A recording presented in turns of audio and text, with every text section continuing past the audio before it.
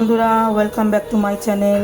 তো আবার চলে এসেছি রেসিপি নিয়ে তোমাদের সঙ্গে শেয়ার করব বলে।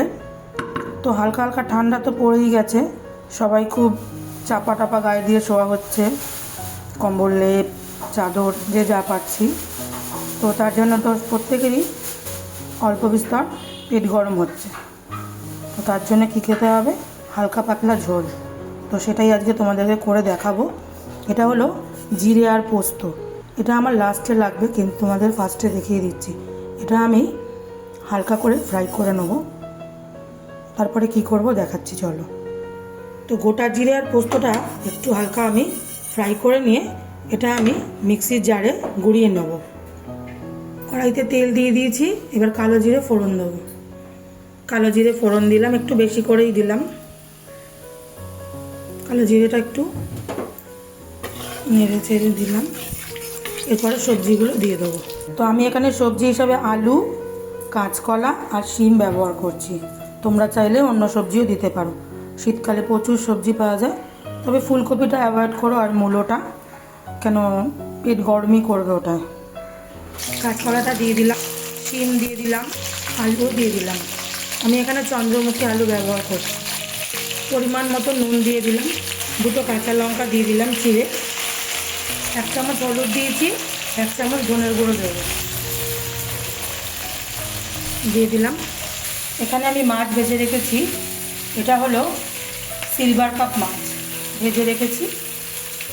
বেশি কড়া করে ভাজিনি, হালকা ভাজা। সবজিটা আমার ভাজা হয়ে গেছে, এবার এর মধ্যে কি মশলা দেবো তোমাদের দেখিয়ে দিচ্ছি। তো এটা আমি পেস্ট করে রেখেছি মিক্সিতে। এর মধ্যে আছে কাঁচা লঙ্কা 5টা, আর আছে টমেটো একটা বড় গোটা, ধনেপাতা আর আদা। তো এটা আমি এখন দিয়ে দেবো। তো বন্ধুরা, এই রান্নাটার ঝোলটা কিন্তু কোনো মতেই লাল কালার হবে না, কেন কোনো মতেই লঙ্কার গুঁড়ো ব্যবহার করা হবে না। গুঁড়ো লঙ্কা, শুকনো লঙ্কা কোনো চিহ্ন থাকবে না। এটা এরকমই কালার হবে, সবুজ সবুজ হালকা হলদে হলদে। তো এটা এরকমই খেতে প্রচুর টেস্ট। তো আমার মশলা কষা ভালো মতো হয়ে গেছে, এবার আমি জল ঢেলে দেবো। তো বন্ধুরা, তোমরা চাইলে এটা সবজি ছাড়াও করতে পারো, শুধু আলু দিয়ে। আবার আলু ছাড়াও শুধু মাছ আর এই মশলাটা দিয়ে গ্রেভি করেও করতে পারো, খেতে প্রচণ্ড স্বাদ হয়। আমি জল ঢেলে দিয়েছি, এবার এক এক করে মাছগুলো দিয়ে দেবো। মাছগুলো দিয়ে দিয়েছি, এইবার পালা ওই মশলাটা দেওয়ার, যেটা আমি আগে শুকনো খোলায় নেড়ে নিয়েছিলাম, মানে ভাজা মশলা করে নিয়েছিলাম। জিরে আর পোস্ত, গোটা জিরে 2 চামচ ছিল, আর 2.5 চামচ 3 চামচ মতো পোস্ত ছিল। ওটাকে আমি ভালো করে শুকনো খোলায় নেড়ে ওটাকে আমি মিক্সিতে ডাস্ট করে নিয়েছিলাম। এখন ওটা ছড়িয়ে দেবো। ওটাই মেন মশলা এটার স্বাদ আরও বাড়ানোর জন্য।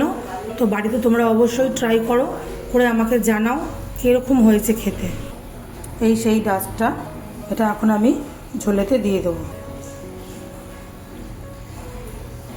ঝোলটা দিয়ে এত সুন্দর গন্ধ বেরোচ্ছে, সেটা তোমরা না সামনে থাকলে বিশ্বাস করতে পারবে না। তো অবশ্যই ট্রাই করো একবার, করে আমাকে কমেন্ট করো কীরকম খেতে হয়েছে। আর আমার ভিডিও যদি তোমাদের ভালো লাগে অবশ্যই লাইক কমেন্ট শেয়ার করবে। তো আমার ঝোল হয়ে গেছে, আমি এবার গ্যাসটাকে অফ করে দিচ্ছি।